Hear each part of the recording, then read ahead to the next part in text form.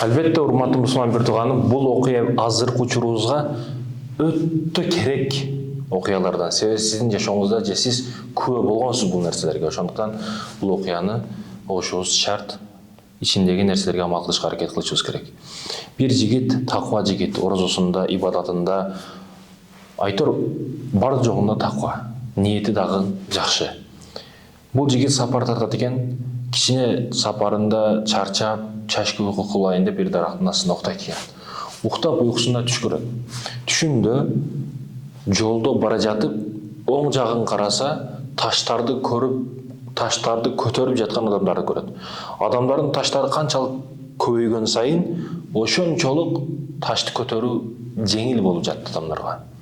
Экинчи аңкыраса, өзү кыйынчылык менен, оорчулук менен, миңдеген эмгек, машакат менен чекетерин терлетип, иштеп, таап, жыйнап, эгип, дандыгыдан баштап, өйдө төмөн кылып, жеткизип койгон үрөндөрүн, жүгөрүсү болобу, буудайы болобу айтор, эмне болбосун эгин тигинин күйгүзүп жаткан адамдарды көрөт. Дагы кичине басат, ал жакта баскандан кийин бир кийикти минип алып, адамдар кетип жатканын көрөт. Ага жете албастан миңдеген адамдар чуркап, жете албай жатканын көрөт. Түшүнөн ойгонот жигит. Албетте тадбирин өзү түшүнүгүн өзү түшүнбөйт. Ошондуктан бир алымга жакындап, мечиттеги алымга барат. Таанышман алымдан сурайт, түшүн тедбирин жоюлуусун сурайт. Түшүн айткандан кийин баягы алым жооп беретинде, сиз көрүп жаткан таштарды көтөргөнү сайын, канчалык таш коюлганы сайын жеңилдеп бара жаткан адамдар, булар күнөө кылып жаткан адамдар. Күнөө биринчи классын, экинчи классын, үчүнчү классына барган сайын, кыла бергенден сайын баягы күнөөнүн оорчулугу сизге жеңил сезилип калат. Күнөөнүн оорлугун билбей каласың демекчи да.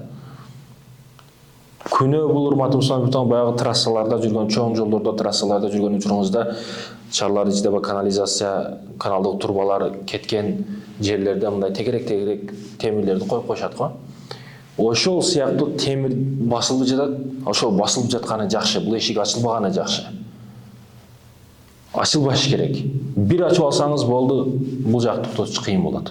Албетте эркек кишини арагы, тамекиси, анан кыздары сындырат. Мен билем, бизди көрүп жаткандар иншалла арак ичпейт, чегишпейт, бирок кыздардан этият бол. Аял кишиден этият бол. Кээде бизнесте дагы көрүп жүрөбүз, угуп жүрөбүз. Кичине бизнестен башка жактан акча келип калган учурда арам ойлор пайда болуп калат адамда. Ошондон алыс болгон, ушул жактан тыйылышы кыйын болуп калышы мүмкүн. Ал эми үрөөнүн, өзү жеткизген үрөөнүн күйгүзүп жаткан адамдар. Булар милдет кылган адамдар. Өзү кылган жакшылыгы милдет кылган адамдар. Мисалы үчүн айылдан эч нерсени билбестен байкуш жейини келет, өзүнүн инисин баласы келет, айтор тууган уруктары келет, бишекти билген адамым болуп, баягы мен кылдым, тамагыңды мен жедирдим, милдет кылат. Мен жакшылык кылганым үчүн сен ушундай болдуң деп, биз себепчи болдук деп, бизди унутпагын деп, караштары башкача болот. Милдет кылбай тур. Сен бердиңби, милдет кылба. Аллах үчүн бердиң, милдет кылып эмне кыласың? Согуңду Аллах берет эртең. Сапырып күйгүзгөндөр, өзү кылган жакшылыкты өзү сапырып күйгүзгөндөр милдет кылгандар демекчи да.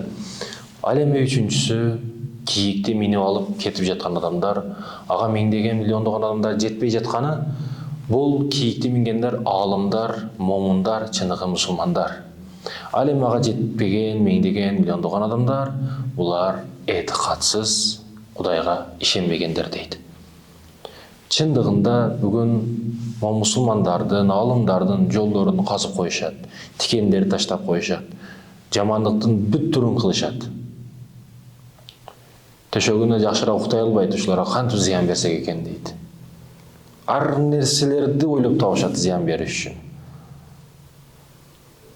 Бирок канча зыян беришпесин, канчалык кыйынчылыкка түртүп коюшпасын, Аллах бар. Алар баары жетпейт. Кандай жамандык кылышпасын, бизге баары жетпейт. Алдыга аша албайт барыбир. Албетте, урматтуу мусулман бир тууганым, күнөөдөн алыс болушубуз керек. Күнөө жабык эшик боюнча турганы жакшы. Башынан баштап катуу турбасаңыз бул маселеде кирип кете бересиз, өзүнүн ичине алып кирип кетет. Ал эми өз үрөөнүңүздү, өзүңүз кылган жакшылыгыңызды өзүңүз күйгүзбөңүз. Милдет кылбаңыз. Мен берип койдум, мен төлөп койдум, жеп койдум. Жок. Өзүң кылдыңбы, жакшылыкты Аллах үчүн кылдыңбы, милдет кылба. Ал эми чыныгы мусулман, момун, алымдарга тил тийгизбе, кандай жол менен болсо дагы. Кол мененби, тил мененби, кандай жол менен болсо дагы жамандык кылба. 3 пайдабыз бар.